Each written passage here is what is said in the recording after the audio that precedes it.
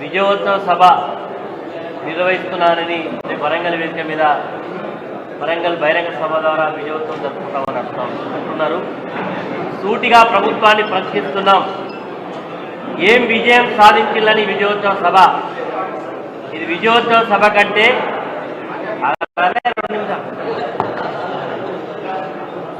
విజయోత్సవ సభ కంటే ప్రజలను వంచిన సభ, ప్రజలను దగా చేసిన సభ, ప్రజలకు క్షమాపణ చెప్పే సభ అయితే బాగుంటుంది.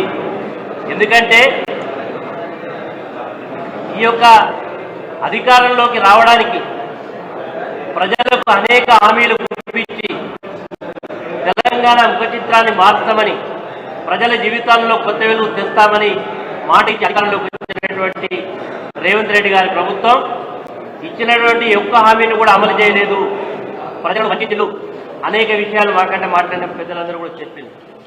నేను ఒకటే చెప్తా ఉన్నా, ఈరోజు కేసీఆర్ గారు అసాధ్యమనేటువంటి ప్రాజెక్టులను సుసాధ్యం చేసి తెలంగాణ రైతాంగం యొక్క కాన్ఫిడెన్స్ లెవెల్స్ పెంచి వ్యవసాయ రంగాన్ని ఒక పండుగ వాతావరణానికి తీసుకొచ్చిన దానికి కారణం ఈరోజు కాళేశ్వరం ప్రాజెక్టు, మన జిల్లాలో సమ్మక్క సారమ్మ బ్యారేజీ పూర్తి చేయడం, దేవాలయాల ఎత్తిపోతల పథకాలను పూర్తి స్థాయిలో పూర్తి చేయడం వల్ల ఈరోజు వ్యవసాయ రంగానికి ఒక గొప్ప గుర్తింపు వచ్చింది.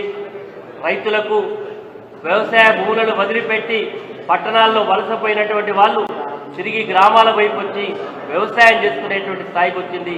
దానివల్ల పంట పొలాల యొక్క రేట్లు గణనీయంగా పెరిగినాయి.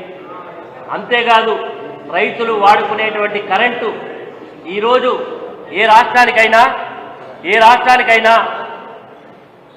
గుర్తింపేంది.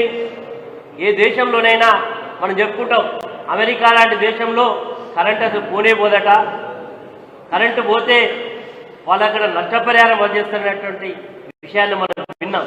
కానీ తెలంగాణ రాష్ట్రంలో గత 10 సంవత్సరాలుగా మొత్తం సంక్షోభంలో ఉండేటువంటి విద్యుత్ రంగాన్ని గట్టెక్కించి అదనపు సబ్స్టేషన్లు పెట్టించి కొత్తగా విద్యుత్ ఉత్పాదన కేంద్రాలను పెట్టించి సోలార్ పవర్ పాలసీని తీసుకొచ్చి ఐడల్ పవర్ తీసుకొచ్చి ఈరోజు సర్ప్లస్ పవర్ స్టేట్గా తీసుకొచ్చింది కేసీఆర్ గారి ప్రభుత్వం. దానివల్ల విద్యుత్తుకు